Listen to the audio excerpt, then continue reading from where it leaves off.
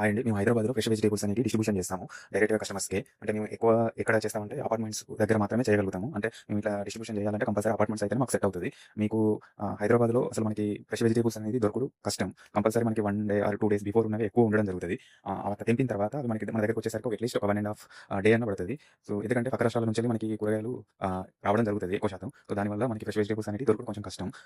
కాకపోతే మేము తెచ్చేటివి ఏంటంటే మాక్సిమం మీకు అన్ని ఫ్రెష్ వెజిటబుల్సే ఉంటాయి మా దగ్గర. ఎక్కువ శాతం ఇంకా ఆ రోజు తెంపినయి. అంటే మేము ఏ రోజు తెస్తామో ఆ రోజు మార్నింగ్ తెంపినవి ఎక్కువ శాతం ఉంటవి. సో, అంత ఫ్రెష్ వెజిటబుల్స్ ఇద్దామని మా ప్రయత్నం. ఈ కాలంలో ఏంటంటే అందరూ ఒకేసారి కొనుక్కొని ఫ్రిడ్జ్‌లో పెట్టుకొని అవే ఫ్రెష్‌గా ఉంటున్నాయి అన్నట్టుగా తినేస్తున్నారు. సో, అది హెల్త్‌కైనా కూడా కరెక్ట్ కాదు. సో, మేము చేసే ప్రయత్నం ఏంటంటే ఫ్రెష్ వెజిటబుల్స్ అనేది మీకు డిస్ట్రిబ్యూషన్ చేయడం. ఒకే దగ్గర అయితే మాకు కూడా కొంచెం ఈజీగా ఉంటది. మాకు కూడా ఫ్రెష్ వెజిటబుల్ ఇవ్వడానికి కొంచెం ఎంకరేజ్‌మెంట్ ఉంటది. రేట్లు కూడా మీకు రీజనబులే ఉంటది.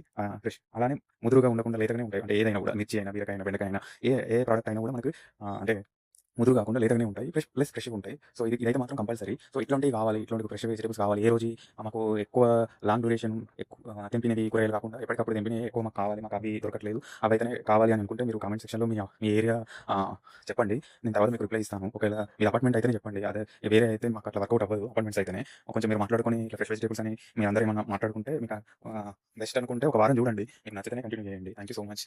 ఒకవేళ ఈ వీడియో మీ దాకా వచ్చిందంటే జస్ట్ మీరు లైక్ చేయండి. అంటే షేర్ చేయకున్నా పర్లేదు, లైక్ చేయండి. ఎక్కువ మందికి రీచ్ అవుతది. Thank you.